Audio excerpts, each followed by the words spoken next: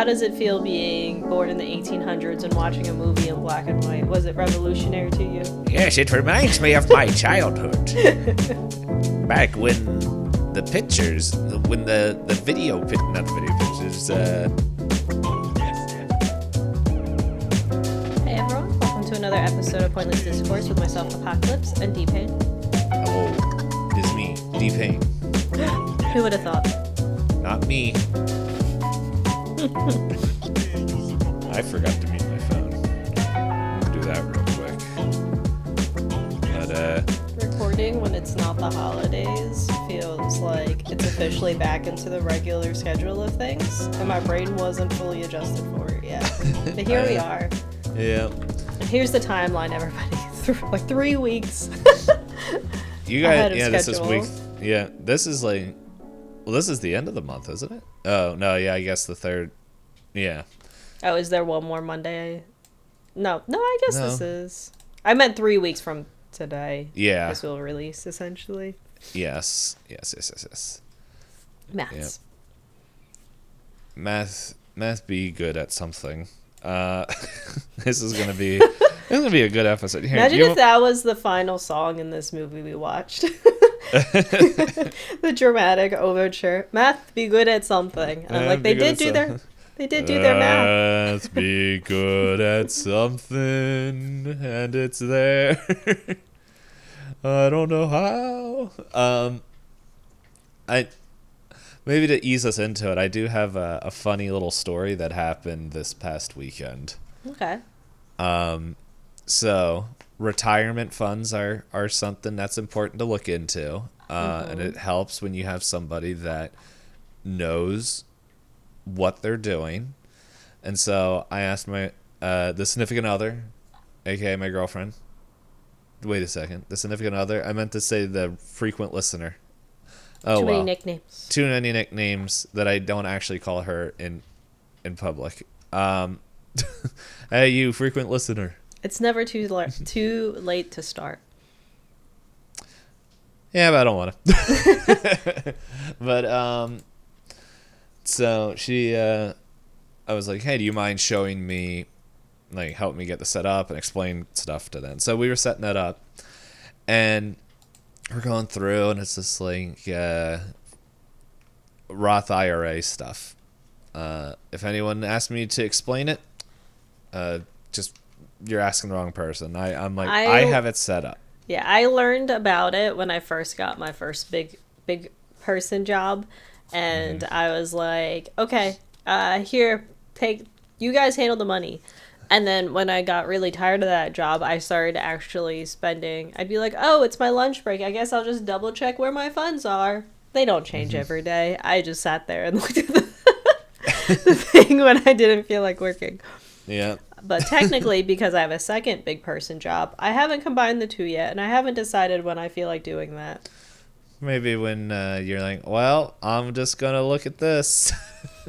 But yeah, so I was setting that up, and I was typing in my information, and then the last thing is like, hey, when would you like to retire? And I'm like, I don't understand why this is such an important question, but okay, like, it's not like it's going to change what's happening here.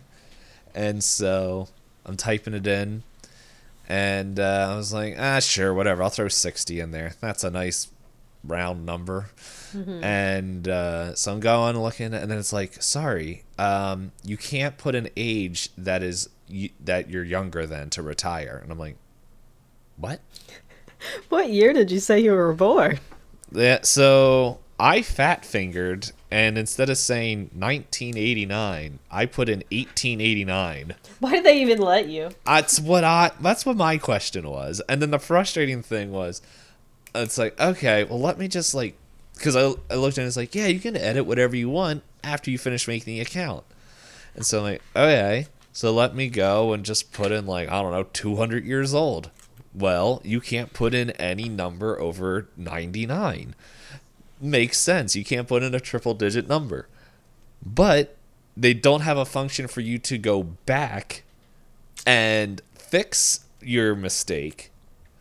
So it's like, I'm stuck here. So I just ended up making a whole new account because I had all the information here. You just didn't want to start from scratch in the same exact, yeah. Yeah. So in 30 days, the false account will be erased. And in frustration, where my girlfriend was like being supportive, like, that's actually a good suggestion, because they had a box and it's like, do you have any problems or suggestions, all that? And I was like, I can't fix my date because I fat fingered the I can't. And it's like I couldn't progress forward because it's like that was one of the things I said. You kept getting errors, yeah. Yeah, and so I couldn't progress forward past the date of I almost said graduation of like when I would want to retire. Yeah. Thank you. Retire, but I couldn't go back to fix my typo. Yeah. Which begs the question, why is 18 any year that begins with 18 an okay number to put in? They probably just never assumed anyone would type that in. Yeah. Now I understand why people, like, because I'm at the point now where I'm like, man, I hate these stupid login things. Like, how old are you? And I gotta like scroll like 3 times to go find is miserable. I hate scrolling. Yes. You should be able to type it in. Yes, but then there's the other side where you it's type like, it in wrong. Yes, and so like they should do like a quick math. It's like your age doesn't make sense. But I will tell you is I live on the other side of that, where people are like, hey, can you do these grandiose things with programming so that I can do all these cool things? I'm like, I would love to solve that puzzle for you. And they're like, it works, but did you know if I put a negative number, it explodes? I'm like, why would you put in a negative number? It's not an option. They're like, well, you should fix that, because what if somebody else puts in a negative number? I'm like, okay. Like, someone on my team made, like, a little thing. I think he calls it monkey testing, because, you know, we have people that are hired to test things, and they're hired to test all sorts of situations. Some of the situations, they're like, so I had my computer on, and I had the instrument plugged in, so while it was running, I unplugged the instrument, and it still tried to finish it, even though the instrument wasn't plugged in. And we were like, we should stop it, but that should never actually happen. So that's going to go in our, when we've run out of all the other things. Yeah. Because I remember listening to these guys who were in like game testing, and that's like similar. Yeah. Yeah. They're like, hey, here's, I forget what it was called, but it was like an A, like they had a grade system, or pretty much like how important to not important it was. Yeah, so we use numbers where it's like 1 is, oh my god, we need to fix this. And 5 is like, I noticed it. It's weird. Yeah. So, how does it feel being born in the 1800s and watching a movie in black and white? Was it revolutionary to you? Yes, it reminds me of my childhood. Back when the pictures, when the video, not the video pictures, Moving pictures. Yeah, when the photographs now have talk and move. Oh, you've graduated from Nickelodeons now to this. Where's my prunes? So if you haven't caught on yet, aka you just found this episode, we're watching through a bunch of different directors that have lots of awards, or we just really like these directors. I think all of them at least have an award. I hope. These maybe. Ones that we watched so far? No. Just on our list. Or they're at least known for their directorial style. June might. Yeah, I think June's might be a little bit older for awards. Oh, okay, that's a fair point. But they were notorious for the genre. Like, yeah, they spawned so many movies outside of those. They're the reason why animes do some of the things they do. And westerns. Yes. Yes. I'll click off that so that way I'm not like washed out. Yeah, but so we're watching a bunch of directors. We decided to start off strong with Stanley Kubrick for the month of January, and this is our final movie. We actually had 2 different movies listed here. And eventually, as Dpayne had messaged me, my boyfriend Strider deserves all the snacks because we found one that we both were like, this is a movie. Yeah, we're both like, this is nice. Not to, I don't know. Like, I know you gave us, like, the list of things that Kubrick is famous for. And, like, the music choices in this are really good. And this one definitely feels like where the humor really comes into play, where it's, like, really dry and, like, dark humor.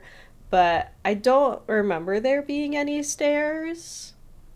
Yeah, I don't really remember that. Is this this his first movie, by the way? I don't recall. I know it said it was co-written by him. For anyone that didn't read the title, Dr. Strangelove, or How I Learned to Stop Worrying About... How I Learned to Stop Worrying About Worrying and Love the Bomb. Love the Bomb. Yeah, I was going to say Worrying About the Love Bomb. I was like, that's not. That's not. Let's see if I click Stanley Kubrick. Would it surprise you, according to the Wikipedia, that this is also based off a book? I did see that. Or at least, like, heavily inspired. Mm-hmm. But no. So this is 1964. He has Lolita 62, which is also a book. Spartacus from 1960. I think Strider said that's a very of its time kind of movie. Paths of Glory in 57. The Killing in 56. So he has a lot of other movies before this one. I didn't know he did Spartacus. It figures that should have been something I... Taking me to Stanley Kubrick's IMDb. Is it the... I don't know if this link will work for you, but I can send you this. Oh, I'm here. I'm on the IMDb. Okay. So, yeah, this I would this if it's the movie I'm thinking of, it has that very like it has the classic line of I'm Spartacus. No, I am Spartacus. Yeah. That got memed in a Pepsi commercial. Yeah, I think this is it. So, yeah. So any poops. I think didn't we just like take the like top 4? There's something in there. We just looked at it. I think his only other... So, apparently Barry Lyndon is rated really high according to IMDb. That was an 8.1. Yes.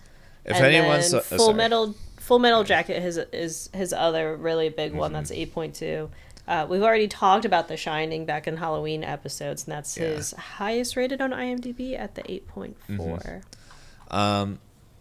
For everyone that's wondering, I watched Full Metal Jacket years ago, but like we just weren't interested, and which now that I'm like, this is the end of the Stanley Kubrick run, where I'm just like, you know what, that might have been a better option for our tastes, but hey, hindsight's 80-40.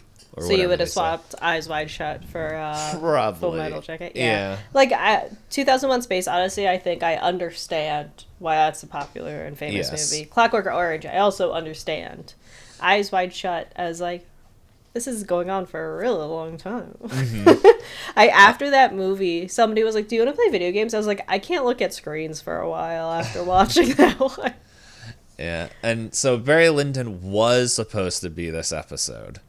But I think it was after Clockwork Orange, we saw that that Barry Lyndon was like 3 hours long, and we're just like, I'm like, I honestly don't have the time to watch a 3-hour movie. And we talked, Kubrick has a space-time continuum where Yeah. you go, oh, there's only going to be a half hour left, and there's an hour and a half left, and you go, where have I been for the last 40 minutes? Actually, Eyes Wide Shut no, because we bumped No, Barry Lyndon was supposed to be where Eyes Wide Shut was where we put that. Oh, okay. But I think that was like after watching Clockwork Orange, where it was just like, I'm like, I don't know if I'm gonna have time to watch this. Something that long, yeah. And so, but no, like we just, I think that's what, I can't remember if we just took the the biggest ones or whatever. He does. We try to do like, yeah, we went through like famous ones, and then we also try to put them in release order from those most famous ones. So the only one out of order is Doctor Strangelove. It should have been right before 2001: Space Odyssey. Which, you know what, like, I'm glad this one is where it is. Like, I'm glad that Strider did, like, I don't know, like, look over and just like, what are you guys doing? Hey, funny podcast lore, Strider's also the one that like helped us decide the name of this, which I don't even remember. Yeah, we did have another option for a name, and he was like, that sounds not Almost like what you think it does. And we were like, oh, okay. Thank you. It's like, I don't know, we're just saying things. And we're like, this sounds fun. So, yes, Strider's a pivotal secret producer of the podcast. And sometimes he just doesn't come in, but he's just like, just that little wave. Yeah, because I think the way the video is cut and like the way I edit it for the YouTube, it's like they don't actually see your door open. Sometimes they just see you go, whoa. So there you go, audio listeners. Try and timestamp anytime I go, huh? But in any case, well, you're pretty good at muting yourself, so it's like they don't. Like, at least it doesn't pick up, yeah. Yeah. But that's why it's a hunt down in the video version. Mm-hmm. So. Keep your eyes wide open. Ooh, my eyes dried out. That was quick. No, we're not watching that. Yeah, this week we watched Doctor Strangelove. Are you ready to roll some dice to see which one of us gives the summary? I have die. I am rolling.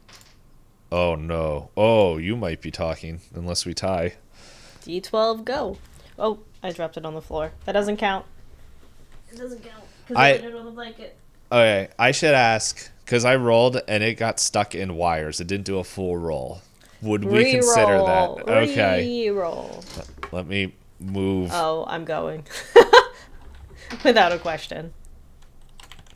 That was definitely higher, but I rolled a nat 1 the first time, but I'm guessing by your reaction you rolled a 12. Yes, I rolled a 9. Itisdpayne runs a lot of tabletop RPGs, and we love excuses to roll more dice. So we were rolling 12-sided dice because we were watching 12 different directors for each month of the year. My brain short-circuited there. Would be really fun. It's a little bit too late to do this now, but if we could do Shadowrun rules, and then we just after every episode we add a D6. Oh goodness! By the end, we're just like 1, 2, 3, 4.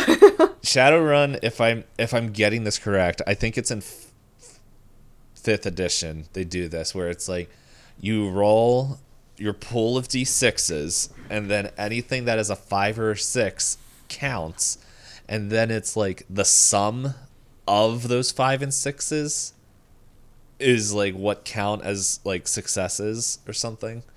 It's, I don't know. I never play. I know I have a Shadowrun book.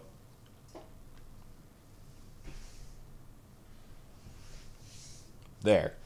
I'm like, I know it's behind me. I was about to say had a Shadowrun book. So, but yeah, it's I was like, I want to play this, and then I learned how crunchy and complicated it is, and I'm like, maybe later. I had friends that wanted to play it, and they're like, I want to play it because it's crunchy, and we're all like, oh, not this time. Mm-hmm. But in any case, so yes, we roll dice. The highest number gets to give a quick, like, 1 to 2 sentence summary of the movie, and then we go into some questions. Then D-Payne will be setting a timer, and if you don't want to be spoiled for a movie that was released in 1964... Jinx. Then you'll get your warning plenty ahead of time. But yeah, so as far as the summary for this movie, let's see. How do I do this without... Okay, so let's just say you're the general of a base, and you go, you know what? I hate people so much, I'm going to start a world war without talking to the government, because they don't know what they're doing. So average Twitter. And then the government goes, oh no, this is going to be really bad if he actually does this. How do we stop it? And the person in charge goes, ah. And then everyone else, oh. And there's a lot of bickering in the war room. Yeah, but it's a satire. It's a dark comedy. It's very, at some points, very on the nose, and at other points, kind of subtle about all the different like layers of humor. But it is kind of a cool time capsule of the time period, and I think worth watching. A couple of history lessons might help. Like, I feel like I maybe got a little bit over half of the jokes, but I think if it wasn't for some of the nonfiction reading I did this past year, I don't know if I would have been able to catch as many of the jokes. But no, it's still pretty entertaining for what it is. And yeah, so are you ready to jump into questions, or is there anything else I missed? The only thing is, if this was the only movie you watched of Stanley Kubrick, would you watch the rest of their catalog? I would give this a letter grade of an A. Same here. I was like, oh man. It's funny because watching this, it's very zippy, it's very to the point, and it's like, it still has really cool cinematography, but it doesn't linger, which is unlike every other Kubrick movie we watch. They gave him a limit of how much film you could use. Which, I don't know, probably at that time is true. I don't know, because it says the one actor was paid like a crazy amount of money. It says, supposedly, Peter Sellers was paid $1 million, which was 55% of the film's budget. Which one was Peter Sellers? He's the guy that plays three different roles. Oh, I see that there. Yeah. So it had a budget. Oh my goodness. It's probably like the fact that it's black and white that it's not easy to tell. I didn't tell. Like, now looking at it, I was like, oh my goodness. That is the same. They are. It's like he is the same people. And I'm like, oh my goodness. Like I'm looking at it now. Like, I'm just looking at it. Just like, he was the president and the foreign exchange colonel and Dr. Strangelove. Yeah. So anyway, yeah. No. Well, like that. No, I think he earned that. But I mean, maybe that's why they maybe couldn't afford him on set much longer than that with those kind of prices, I guess. Yeah. Yeah. Well, like, how much? What else is he in? I looked at his IMDb and I was like, those are a lot of questionable caricatures of characters, so I didn't dive deeper. the first movie on here. I'm like, oh, okay. For a second, I was like, is that the Gremlins? Oh, he's in Pink.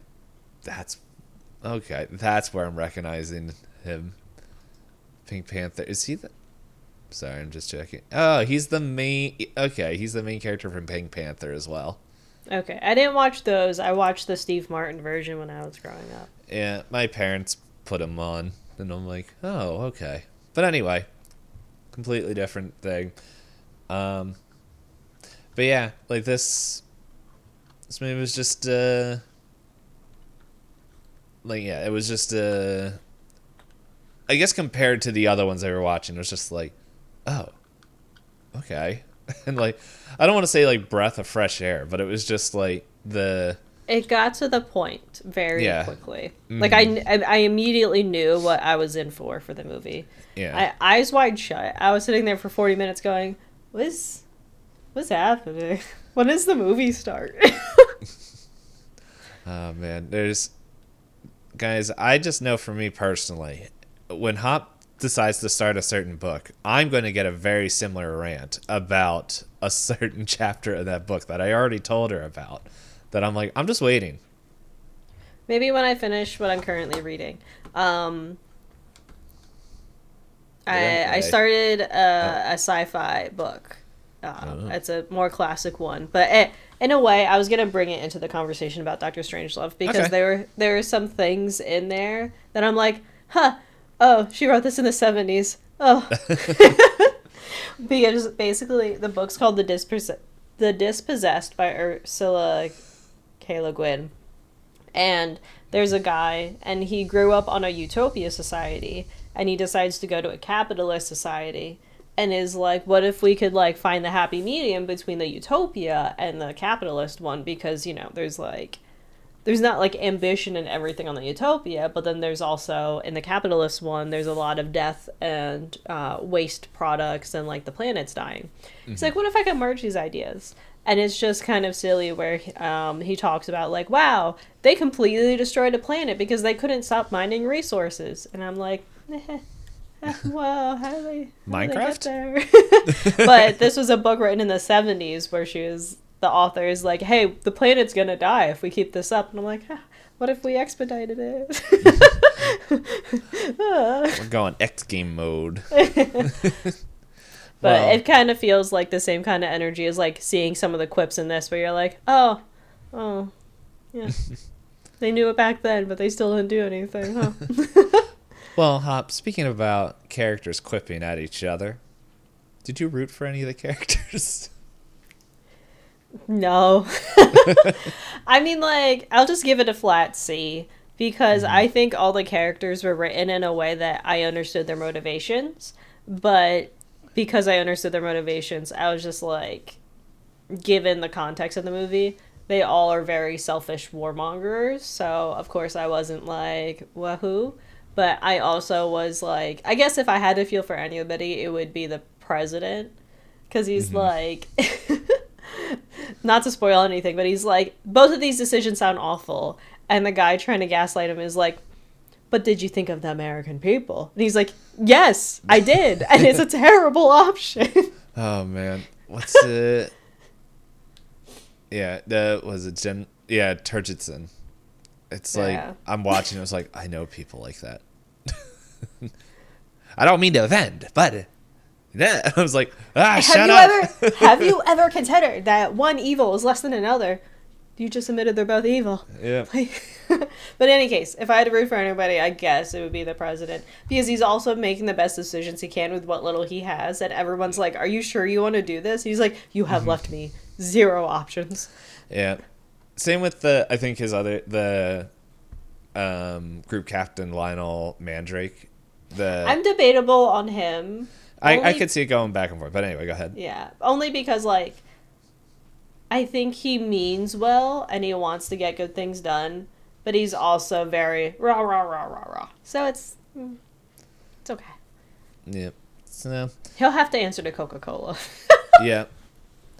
It was just that whole part was just like, do it. But yeah, no, I would agree. Like, these characters are very solidified, and I was interested in the story, but I'm just like, I don't know. If they all die, I'm not going to like feel bad. So, anyway, what grade would you give the plot? I think I would give this. I think I'd land about like a B+.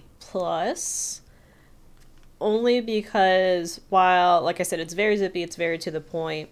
There are some aspects of it that I kind of, I don't know, like it was missing like a little bit of a something, but I don't know what that something is exactly. I don't know if that makes sense. I can tell you exactly what is missing. Solid Snake just crawling in underneath. I was waiting for it. I'm waiting for them to have the secret spy moment. Just to be like calling him in. Stop these dummies. It wasn't very secret in the movie. He literally just turns around and goes, "Oh yes," but like they're taking our fresh liquids. Like, I did really appreciate the like final scenes of the plane crew. But part of me is like, I was a little bit more curious about what was going on in their heads, because like to them they're just like, well, we're just following orders and doing the thing. Oh man, we have to do like special situations because stuff is being really weird right now. And like, yeah. So they had really great scenes. So like, I don't know. I could see two movies. Like we got the one movie from the War Room, but I could also see the movie that would be more of a thriller that is just in the plane. And I even like if it just moved between all the different planes, because they said there were 34 or 33, and that the one didn't recall. So it would have been like an interesting other set of things. Like, I did like it for what it is, and I don't really have notes, but just for me personally, I'm just like, it's not a perfect movie, but it's a fun movie. Yeah. But yeah, I would agree. I'd give it a B. Okay. And then, how likely would you recommend this movie to others? If they understood the politics of this time, yes. If not, they'd probably just be like, haha, silly, which is also still fine.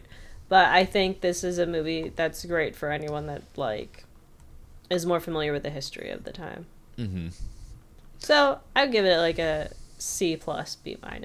Yeah, I'm right around the same place. Like, if you understand, like, kind of history, or just if you're interested in that, like, the more satire kind of thing, where you're just like... Man, this guy's paranoid. Yeah. Yeah, he is. So, it's, like, I don't know. It's one of those movies that like, I feel does it's, well, like, have we mentioned that this is like I guess technically not the first recording of the year, but it's like the first recording back to work. Yeah, brain just went. But not like it's compared to like some of the other movies that we watched, where it's just like this movie doesn't feel like it drags at any point, and it kind of like the pacing for this feels a lot better, and so I feel like this like after hearing what Strider was saying and kind of giving a look at some of the movies that I know we watched, like The Shining, and then I watched Full Metal Jacket, I'm like, I think that pacing, from what I remember, is a little bit better than some of the other ones we chose.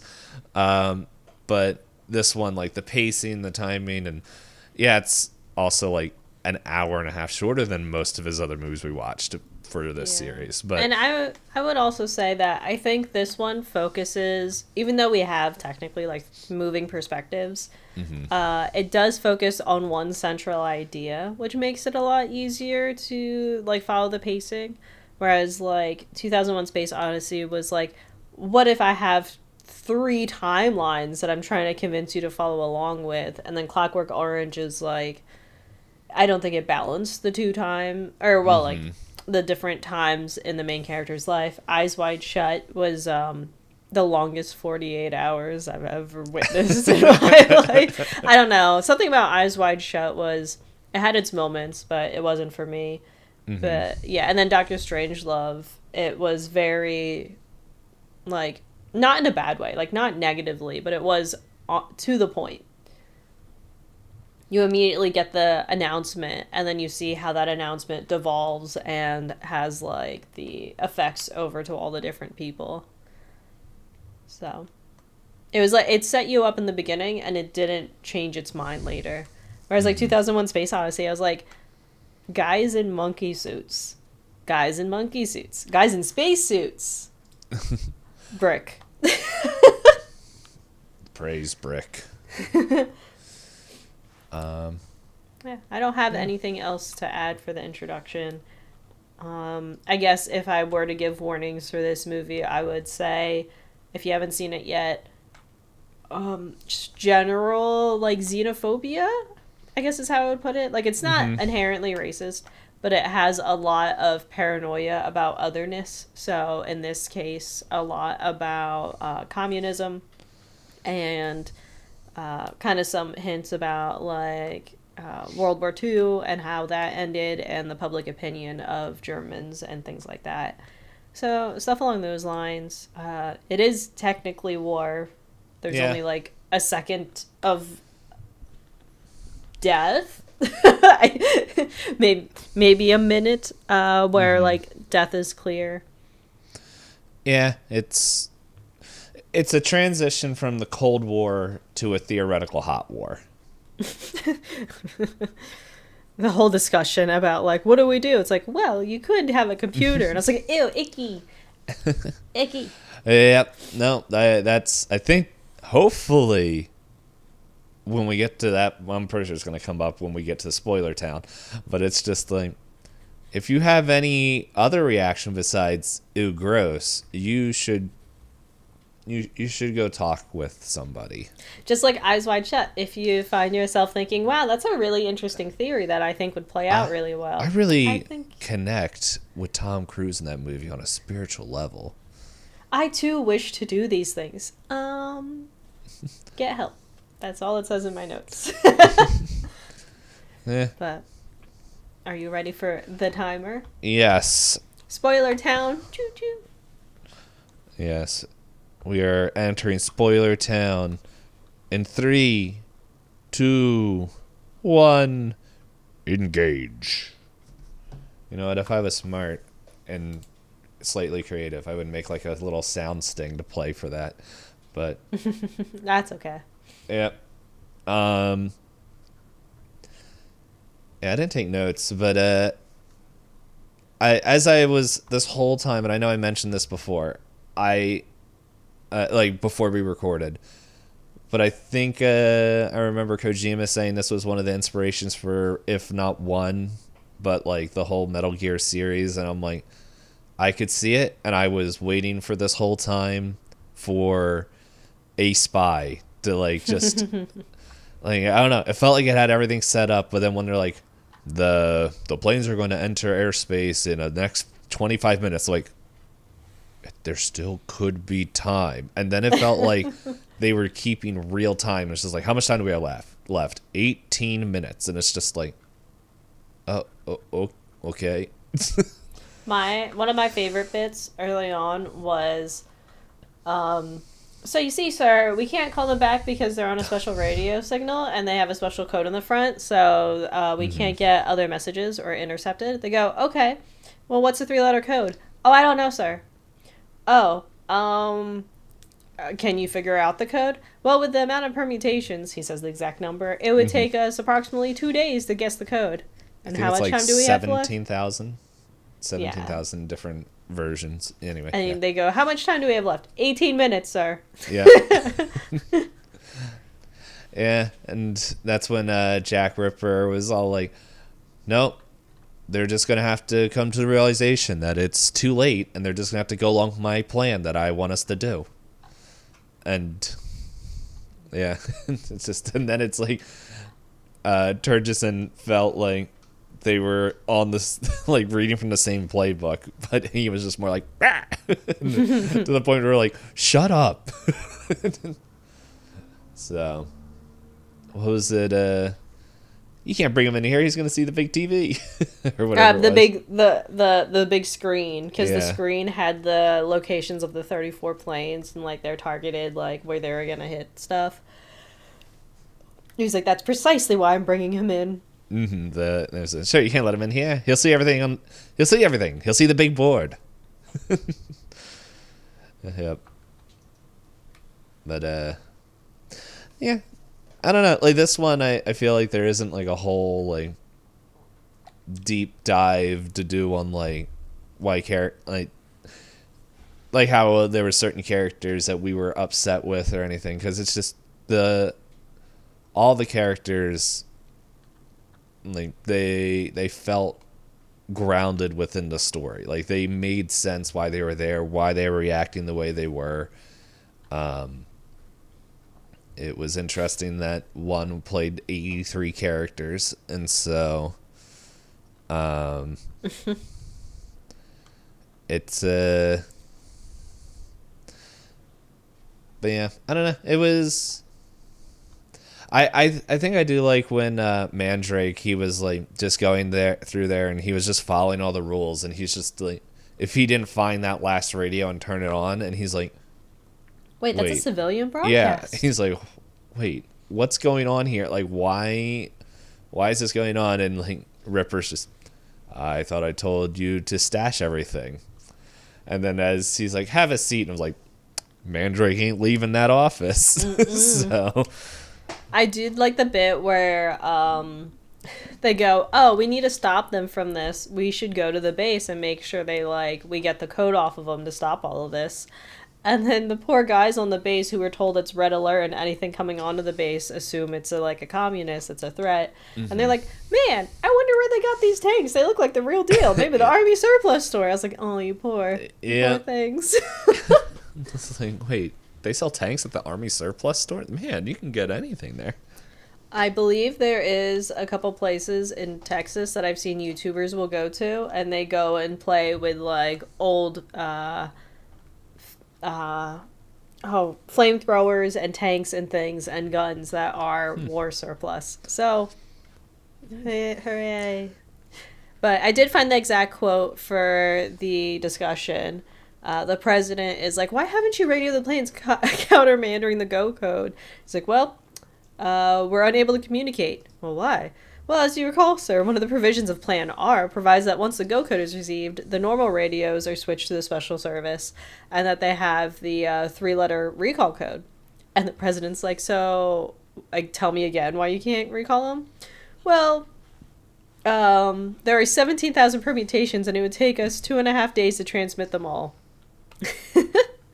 So, that poor president. Yeah. He just was, surrounded by very aggressive people. Yeah, I think there's another part where the president was like, so I thought those were under my orders, and then Turgidson or Buck was just like, yeah, it looks like that's the same person. No, yeah, but I just saw Buck, but I think Buck's easier to say than Turgidson. Yeah, so I was just so, and then that Buck's like, yeah, well, I come to understand he overseated your authority. It's like, that is a way to tell the president that one of your generals on a base just decided to do whatever he wanted. And he's just the whole thing of just going yeah, they're just, I thought we made plans for this. Well, and then I don't know, there's some interesting lines that it's just that it I don't know, it's interesting to think of I guess because this was your first time watching this movie, correct? Yeah, and same here. So watching this in the lens of 2025 compared to 64 and 1964 and and just some of the quotes, it's like, oh man, that sounds so foreign, but at the same time so still relevant today. Or one of the lines, and I could see I feel like I could see this quoted in a C-SPAN thing that was being released, where it's just the president is like, I will not go down in history as the greatest mass murderer since Adolf Hitler. And Buck was like, perhaps it'd be better, Mr. President, if you're more concerned with the American people than you are with your image in history books. And it's just I'm like, I feel like that is something I could hear someone saying, and depending on what, who said it, it would be just spammed all over the internet and news sources and everything. And I'm like, if that was something I don't know, I feel like I could hear said today, and it's just except it feels like not a lot of politicians and their decisions are really caring about the American people, but that's a different conversation. Yeah. Look, I just know that apparently some of the health advisory board people were in this movie because putting fluoride in water is the worst thing to ever happen in society. What is it? Communists only drink vodka. Yep. Yeah, that's what it was. Yeah. Potato water or whatever they called it. Oh, yeah. So, Mandrake, have you never wondered why I only drink distilled or rainwater and pure grain alcohol? By which, I think distilled water isn't great for you. Rainwater, you need to filter it properly. Mm-hmm. And then pure grain alcohol explains a lot of his personality. Mm-hmm. And yeah, do you realize that fluoridation is the most monstrously conceived and dangerous communist plot we have ever had to face? Our bodily fluids are not our own, Mandrake. I'm like, You could just end that sentence with, "Let's turn the frogs gay." something, something, vaccines are bad, something. I'm just scrolling through the quotes of this movie now, where it's like, it's the same thing where Riffer's like, "On no account will a commie ever drink water, and not without a good reason." And it's like, I doubt this. And Mandrake's just like, I doubt to see what you're getting at, Jack. Water. That's what I'm getting at. So, but yeah, it was just interesting. And like something else that I can't remember if we mentioned it earlier or not, but it's just, the movie's called Doctor Strangelove, and Doctor Strangelove doesn't show up until like the third act of the movie. Third act, and he is off the wall. Mm-hmm. Like, I know he's a caricature, but even as a caricature, I was like, this is a lot for a character. But I do like, what's the good of a doomsday device if you don't tell anybody? Yeah. Like, oh, we were going to tell people next week. Yeah. that made me laugh. I was like, we were going to say everyone next week, but... Yeah, because they were like, the president, is it possible? Of course it's possible to bury a bomb of this size. Well, how do we make sure it doesn't go off? Don't attack. Yeah. That's not an option. Well. Oh well. Yeah. Because, like, oh man, like, there were so many things, like, me and my video game world view of, not, I shouldn't say video game world view, but, like, playing video games for so long, it's just, like, I can see where mission, like, because, like, this whole, I know this is not the intended purpose, but watching this movie, I just wanted to play Metal Gear Solid 3. The energy was there. Yeah, I'm like, oh man. But it was just like, the whole thing was just like, I literally could see the plot, which it feels like it is the plot of 3, or like one of the Metal Gear Solids, or something of that game, where it's just like, all right, there's the military base, you have to sneak in there and like get the code, and then it's like, oh, okay, well, we got the code, but now it's like, oh my goodness, that was just the first part, and now it's like, we have this doomsday device, like, just getting the code was the training level. We're gonna like jet you into there and drop you behind enemy lines to where this doomsday device is, and you got to shut it down or whatever. And it was like, I could see the video game, or the where you're on that side. Yeah, I could see the story. But yeah, it was the whole, like, it felt like in this movie, the escalation for like different things made sense in the fiction that was going on, where it's just like, all right, what can we do to stop the planes, because we have less than 20 minutes before we got to before we're going to get retaliation. And then it was like, okay, well, here's what we can do. And then it turned into like, okay, well, now we have to get the Russian ambassador, get I think it was Prime Minister, on the line. And it's just like this huge game of telephone, and what was it? The ambassador's like, you might want to be a little gentle. He's been a little bit into his cups, and he might be a little drunk right now. And, yeah, a little drunk, and might be enjoying the night. And it's like, okay, well, not anymore. So, but yeah, they just doing all that to get everything in order, and just the president trying to calm the Russian prime minister on the phone while dealing with Buck, just like, yeah, we got a bomb, come on. And it's just like, dude, What is in your cigarettes that's got you all hopped up, dude?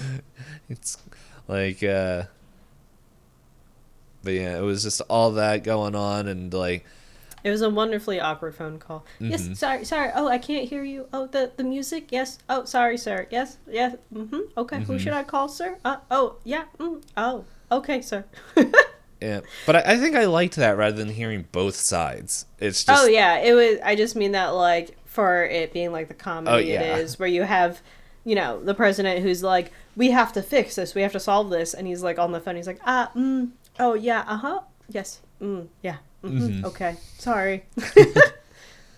yeah. It was really interesting him being gentle, like with Russia, like the Russian ambassador, the Russian prime minister, and then but just like showing that he's like at the same time like, no, I'm not a pushover. Like, Buck, shut up. Like, we'll take your suggestions. I'll take it in consideration. Is there anything better? But he's just like, from what I can remember, I think it was a little while ago since I watched it and I didn't keep notes. It's just like he didn't just go along with the first idea. He's like, no, we got to think of everything to avoid a war. We're not starting a war. Which, well, plain people had different ideas. So, Hey, they only knew what they were told. yeah. Can you They imagine got a lot of gum they got a lot of in their gum. emergency kits. They're like, you Oh, have yeah. 5 packs of gum. I have the quote right here. Survival kit contains check. The survival kit contents check. In them you'll find 145 caliber automatic, 2 boxes of ammunition, 4 days of concentrated emergency rations, one drug issue containing antibiotics, morphine, vitamin pills, pep pills, sleeping pills, tranquilizer pills, 1 miniature combination of a Russian phrase book and Bible, $100 in rubles. This is on my faraway monitor. $100 in gold, 9 packs of chewing gum, 1 issue of prophylactics, 3 lipsticks, 3 pairs of nylon stockings, and then, shoot, fellow could have a pretty good weekend in Vegas with all that stuff. It's like, alrighty. But yeah. All that. Yeah, do you want to... Oh, I was going to say, do you want a couple fun facts that I found? So, supposedly the film led to actual changes in policy. I would be interested to see like how much or what might have changed. No more doomsday devices. But the biggest thing that I saw is there was a different ending intended for the film. Did you read about this? I just saw it on the IMDb, but go ahead. Yes. So there's food in the war room because Kubrick had actually intended the film to end with a full-on food fight between the Russians and Americans. And later he decided, like, it was filmed and everything. He just chose not to use the footage because the rest of the movie is, like, so, like, much satire that it would have been way too on the nose. But it was shown once in a 1999 screening after his death. So I wonder if it's been put on YouTube anywhere for us to watch. I can look. For them to do a food fight. Another thing is, so we talked about how Peter Sellers in the movie, he plays the 3 like really big roles. He plays Mandrake, he plays the President, and he also plays Dr. Strangelove. Supposedly he was also cast as, I believe, the pilot on the plane. But he couldn't, according to this fact, he had trouble doing a Texas accent. So Kubrick reached out to a bunch of different people in the industry, and some people turned it down because it was like political. Other people were just unavailable or just turned down the role. It says that the final person they got was not told it was a comedy, so he just played his character as it was. He played it straight for the, like the quote you said, "In your emergency packs." Oh, I think there's screenshots of it. Of the food fight. Yeah. So. Yeah. Oh my goodness. Here, I'm gonna just. I'll send you this. It's like a still. I have it muted, so I don't know what he's saying, but it should take you right to like the climax of the food fight scene. Oh, yep. Yeah, That's a lot of pie. That's That's an insane amount of pie. Yeah. So That must have been a crazy, like, final scene. can you imagine being like the cleaning crew for this, and then it's like, I like the. Sorry, I like the top comment. He cut the ending because gentlemen shouldn't fight in the war room, which is another quote from the movie itself. Me. Yeah, I would hate to be on the cleanup crew. Yeah, like that's one of the things. Like, because I know there's always stuff that gets cut on the floor, but it's like, can you imagine like something like that gets cut, and but you didn't know, and you like, I just like, I remember I had to set up all this food, and then I had to clean it all. Oh my goodness! I hope that they got something. It's not even in the movie. So, I don't know how true this is. It says, in one version of the script, aliens from outer space observed all of the actions. I think that would be a little too on the nose, too. Yeah, it feels like it would also lead into 2001: Space Odyssey. It's just hovering above the planet is the monolith. Yeah, like I feel like this movie while watching it. Like, I think we were saying like all the different. Like, I was trying to remember the things that we remember seeing about Kubrick that stood out. Like, I know we kept joking about the Kubrick stare, but like that, I don't really know or saw anything. Like, there wasn't like a deadpan stare into the camera that was like heavy with emotion, but it did feel like the musical choices that were done for this, and like the shots and everything, like some of the camera work, I'm like, okay, like I can't pick one particular one that's just like, but I don't know, the fact that this movie still holds up is just like, no, you can, when we're not like, why was this movie not like cut down a little bit, like the whole story and the flow was like, no, it's still watchable today, like, and everything, but my brain forgot where I was going with all this, so it must have been really important. But yeah, that's just like, I don't know, speaking about the ending, like I don't know, I feel like it's one of those things, like if people, like, because I went and read just a little bit after this, I'm like, did I read that correctly? And I was like, okay, I was close, where it's just the gross, the ending where Dr. Strangelove is like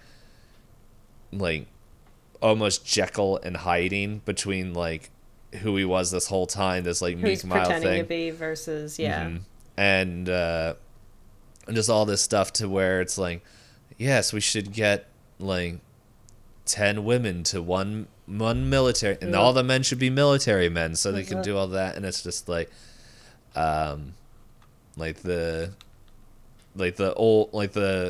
plan for like some of the Nazi Germany stuff coming out, like in that whole thing is like, yeah, and like it's interesting seeing like, oh yeah, we can do the computer program and find like the most attractive women and like the most military of military men, most fertile, and it's just like, and but like all that stuff's like going on, and it's like, yeah, we'll just show it in a computer program and we'll be able to do that. And then it's just like, yeah, we'll have to make sure the military men are in there, and like the whole war room goes from like, oh my goodness, the war's gonna end, to like, you know what, this isn't bad. And we gotta make sure we do better than the other countries. We can't let them have all the babies and the mines in the moon. I was like, ugh. So, and it's like the Strangelove has this like miraculous healing thing at the end where he's like calling, like, he's no longer talking to the president or the men in the room. He's talking to his past allegiances. Yeah. It's interesting when people like who don't know a lot of history, like, or like they don't dig up or didn't pay attention in history, and it shows, but that they're like, yeah, you do realize that America did scoop up a lot of like the scientists from Germany after World War II, the ones planning all this atrocious stuff. It's like, no, you work for us now. And there's Yeah, if like, you can't use it against us, then you'll mm-hmm. have it in our think tank. Yeah, and there's a lot. So it's like, History is interesting. But if you want a slightly lighter note, I didn't recognize this actor at first, and then I saw him quoted in IMDb facts. Do you recognize this yes. other guy that was working on the plane? I did not recognize him without glasses. Yep. James Earl Jones is in this movie. Well, like the thing is, I recognized it because it shows his name in the opening credits, and I'm like, oh, that's cool.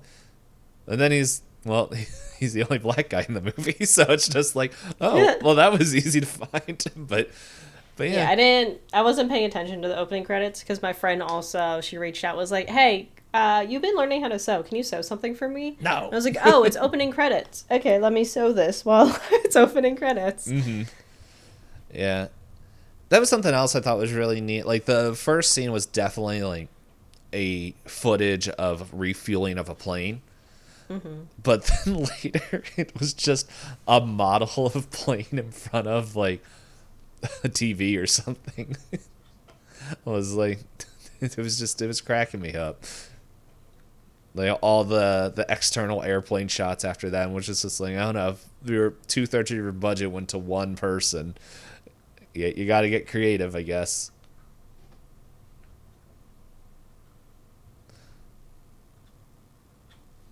But it was Uh-oh,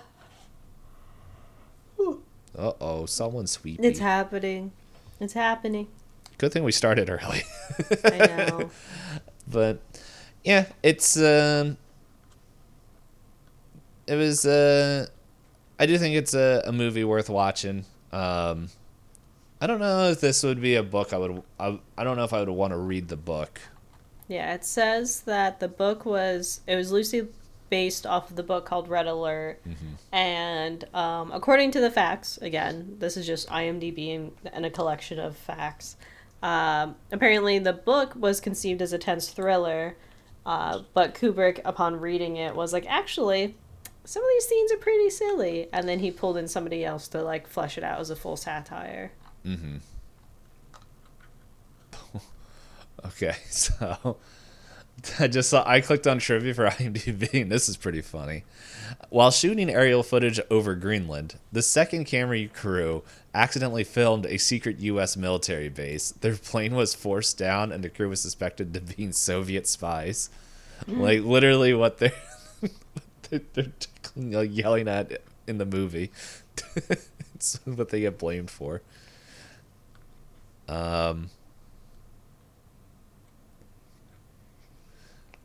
But yeah, there's not a ton of things here. So there's a scene where General Turgidson trips and falls in the war room and then gets back up and resumes talking as nothing happened. Apparently, was a real accident, and Stanley Kubrick thought that George C. Scott was just super into character, and just so he left it in the film. Like, he didn't think anything of it. And here's the same thing. Peter Sellers was paid for 55% of the film's budget.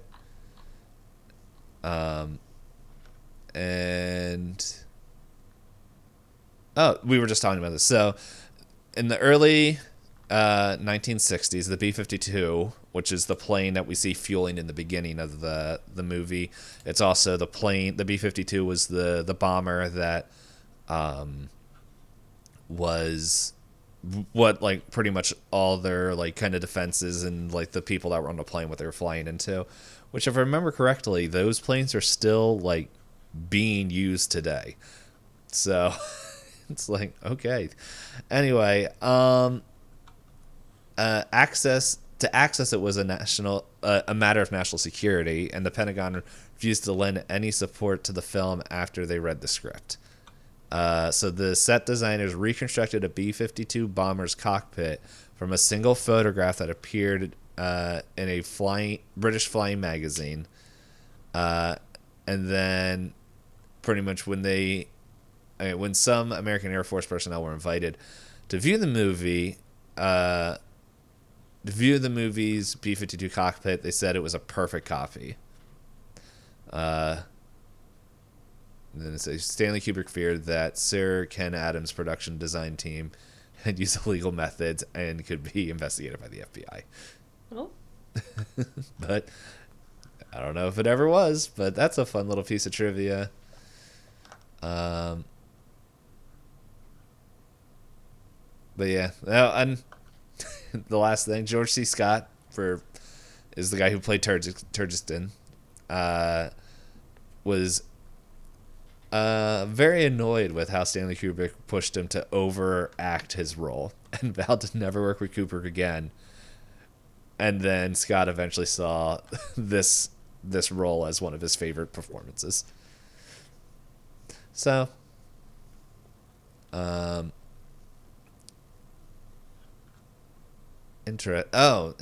a whole thing called director trademark in here. Is this like what they're okay, that didn't take me where I thought it was. I don't know. It doesn't really. Oh, sometimes I'm like, what's that noise? We're out of time, but the trademark stuff doesn't it really doesn't explain. I mean, it's just one sentence thing where it's just like, this is what I'm talking. Maniacal staring face. General Jack D. Ripper explaining his plot to Group Captain Mandrake. I guess, he's kind of staring into space, but it's not. I feel like it didn't have the same kind of oomph as some of the other ones did. And then this is funny looking. It's like bathroom. I guess filming in the bathroom is something that is a director trademark of Stanley Kubrick. We didn't go inside a bathroom this time. We were just told somebody died in a bathroom. Yeah. Yeah. Yeah, which was super, I'm like, all right, I know what's going to happen here. What, and the guy's just like, yeah, blah, blah, blah, blah, blah, blah. It's like, oh. Womp, womp. But anyway, that is the end of the episode and the last episode of Stanley Kubrick. So anyway, thank you everyone for coming along with this journey. We are going to be starting a new director For February, yep. Spike Lee. And part of me was like, oh, should I mention the movies? And I was like, no, because the order may change. The order might change. And so, but yeah, we have Spike Lee for February, which is another director that some of his movies were on my list to watch eventually, and now's a good time to get to it. But I believe that is it. Hop, do you have anything that you would like to add? I'm sleepy. Cool. Well, Sleepy, let's let you get to bed.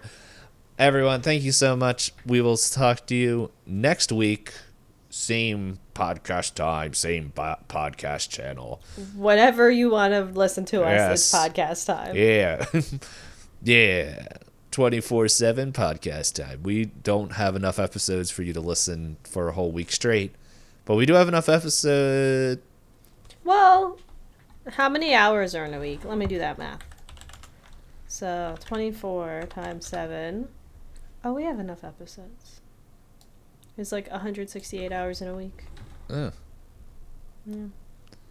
Okay, yeah, because some of our episodes are 2 hours long, some of the older ones. This is episode 253, according to our spreadsheet. Yep, I had to write it down because I'm like, where are we? And then I felt so annoyed because I'm like, oh man, the first episode of the year is 250. Like, it's our 250th episode. And then I forgot to bring it up. All because Night joined now. This is episode 253. Woo, yeah. Cheers. I think I wrote it in here in the spreadsheet. Yeah, so this series will end on episode 300. Yes, because we changed the plans for the final episode of the year. Because we got traditions. Traditions. Can't be broken. Mm-hmm. Shan't. Hopefully. We'll see. We'll see if we're still friends by then. And Plot twist. yeah, and let's be honest. If anyone's gonna ruin it, it'll be something I said. Tune in 11 months from now to see. Let's see. Like, what is it? The odd, like the take your bets. They're gonna be friends by the end of the year. Parlay. Hop is the reason why the friendship ends. Our, what is it, 4 or 5 year friendship? A little bit longer. Yeah. Because we knew of each other when we could still go to conventions. Yeah. We were at least communicating.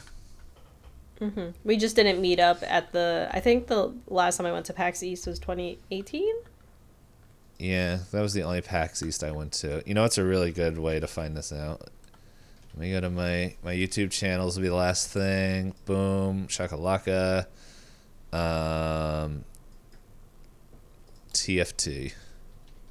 Yeah. Because that's when we really started.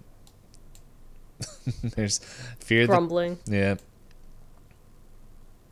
I have something called How to Make a Punch Mage. I don't even know what that is. It's something with Set. I guess they made him a wizard.